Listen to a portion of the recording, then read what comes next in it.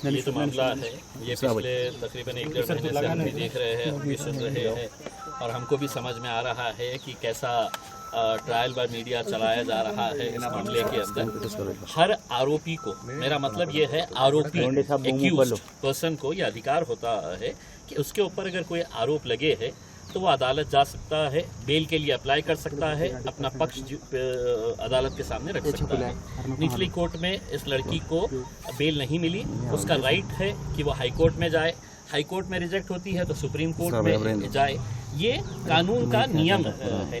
इस लड़की के ऊपर महज आरोप है और उस आरोप के तहत अगर पुलिस ने उसको गिरफ्तार करके लेके गई है तो पुलिस अपना काम करेगी।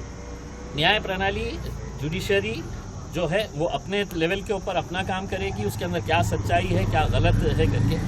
और इसका इन्वेस्टिगेशन जहाँ तक मेरी मालूमात है ये नासिक पुलिस कर रही है, मेरे शहर का कोई पालक मंत्री कर रहा है करके ऐसा नहीं है कि वो प्रेस कॉन्फ्रेंस लेके है तो ये तय करने वाले हैं। अगर उनको कुछ शिकायत है, उनकी कोई तकरार है तो वो पुलिस कमिश्नर के पास जाए, मुख्यमंत्री के पास जाए, वहाँ पे जाके शिकायत करे।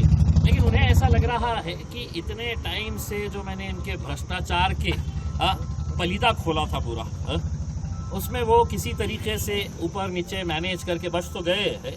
अब उन्हें लग रहा है कि ऊँट पहाड़ के नीचे आया है तो जितनी धुलाई कर सकते हैं धुलाई कर ले।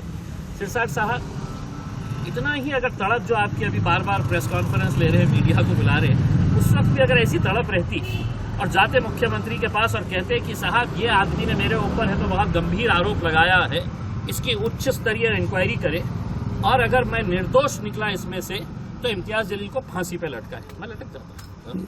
लेकिन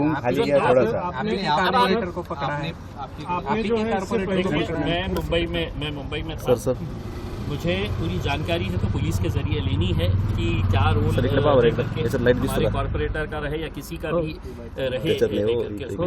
लेकिन एक बात ये समझ लेना चाहिए कि एक होता है एक्यूज्ड को पूरा राइट होता है कि वो बेल ले करके है, और दूसरा होता है जिसके ऊपर क्राइम सिद्ध हो चुका है और वो गंभीर स्वरूप का अगर क्राइम होता है, डकैती का है, हत्या का है, टेरर एक्ट्स का है। ये बच्ची के ऊपर ये सब है क्या?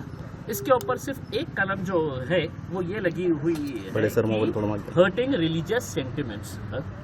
तो ये हम इसकी भी तायीद नहीं कर रहे, हम इसका भी सपोर्ट नहीं कर रहे हैं कि अगर हर्टिंग रिलीजियस सेंटिमेंट्स अगर हुआ है। लेकिन दुर्भाग्यवश अब ये हो गया है कि कोई आरोप लगता है किसी के ऊपर और हमारे देश का मीडिया है तो दिल्ली से आ जाता है, बम्बई से आ जाता है और सिर्फ यही उम्मीद करता है कि अब आरोप लग गया है तो चलो फांसी पे लटका दो। ये बच्ची के साथ भी वैसे ही हो रहा है।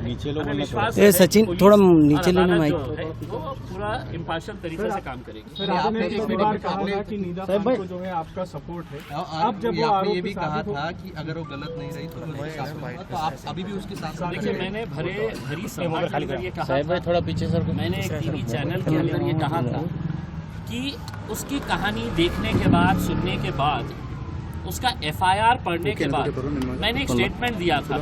अब वो स्टेटमेंट भी थोड़ा सा अगर दिखा दें तो मेरे हिसाब से ज़्यादा बेहतर रहेगा। मैंने ये कहा था कि अगर ये निदा खान है तो मैं ऐसा स्टैंड ले रहा हूँ, ऐसा नहीं है। अगर निदा खान की जगह अगर निशा पाटिल रहती तो भी मेरा यही रहता है, अगर नीता देशपांडे रहती तो भी मेरा यही स्टैंड रहता, अगर नैन्सी फर्नांडिस रहती तो भी मेरा यही स्टैंड रहता है। तो हम जो है वो एक बच्ची का जो लीगल राइट है, हम उस लीगल राइट के बारे में बात कर रहे हैं। आप कह रहे हैं कि नहीं, नीचे की अदालत में हो गया है तो अब उसको फांसी हो जाना चाहिए करके उसमें। तो अनफॉर्चुनेटली ये जो मीडिया ट्रायल चल रहा है ये अगर हट गया तो मेरे हिसाब से बच्ची को 100% इंसाफ मिलेगा, हमें पूरा विश्वास है। कुछ नेताओं का कहना है कि आपके अब कुछ नेताओं की घटिया राजनीति के बारे में मैं नहीं कहने वाला हूँ, तो आप मुझसे ये सवाल करें ही नहीं। जिनको अपनी राजनीति करने का है वो करने दीजिए। उनको ऐसा लग रहा है कि अब इम्तियाज जलील को दबा सकते हैं करके, इम्तियाज जलील सच के लिए खड़ा है और आगे भी खड़ा रहेगा।